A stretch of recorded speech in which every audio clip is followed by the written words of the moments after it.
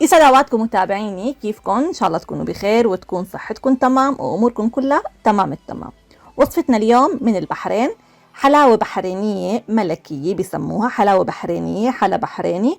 انا هاي الوصفة اول مرة بعملها، كانت وقت التصوير شفتها وعجبتني وعملتها وجربتها وطلعت بتجنن، كتير حبيناها. خلونا نقول بسم الله ونتعرف على الطريقة والمقادير مع بعضنا ونبدأ الفيديو.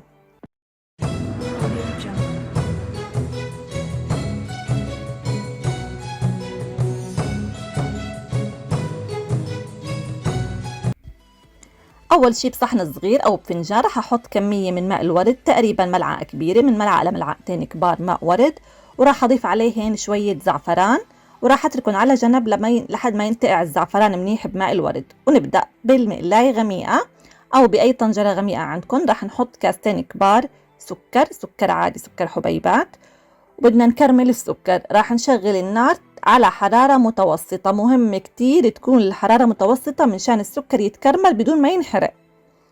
مجرد ما شغلت النار راح اجي لهون باي اناء عندي، راح احط كاستين مي. انا حطيت كاستين سكر بالقلاية، هون راح احط كاستين مي باردة عادية من الحنفية، وراح ادوب فيهن ملعقتين كبار مليانين نشا.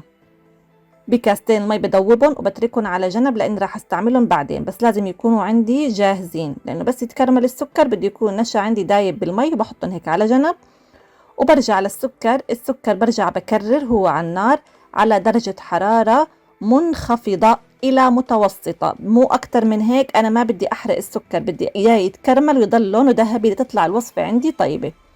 مجرد ما تأكدت إنه السكر عندي داب كلياته، هلأ راح أضيف المي والنشا اللي جهزتهم. بس مهم جدا إني أرجع أحركهم لأنه النشا بيكون ترسب عندي بالقاع، فبحركهم بتأكد إنه النشا تحرك منيح.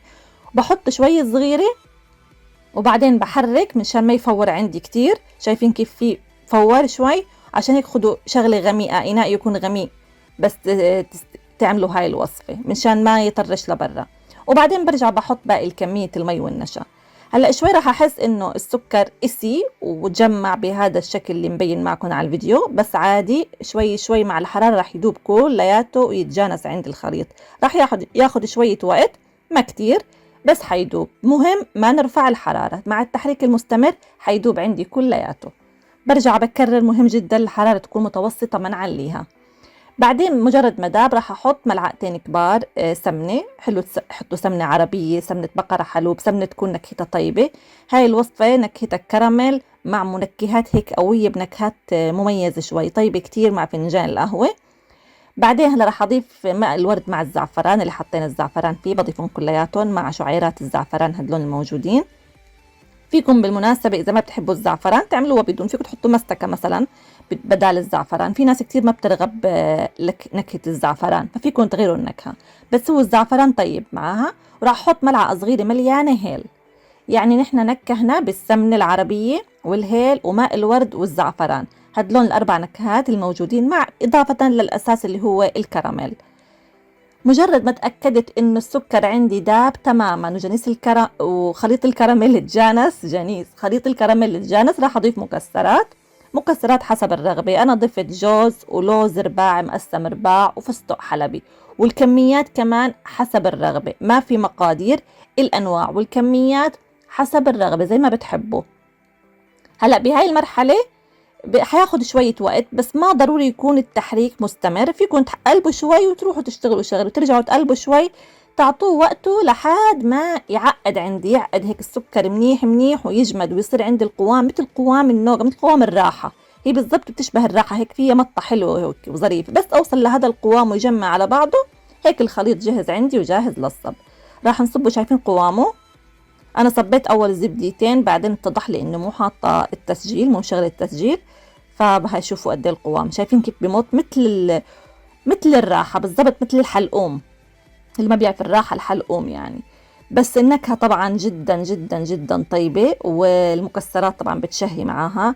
الوصفة كتير عجبتني. حطيت أول شي بهاي الزبادي الكبيرة، يعني هي ما كبيرة كتير، بس يفضل إنه تحطوها كمان بشي أصغر.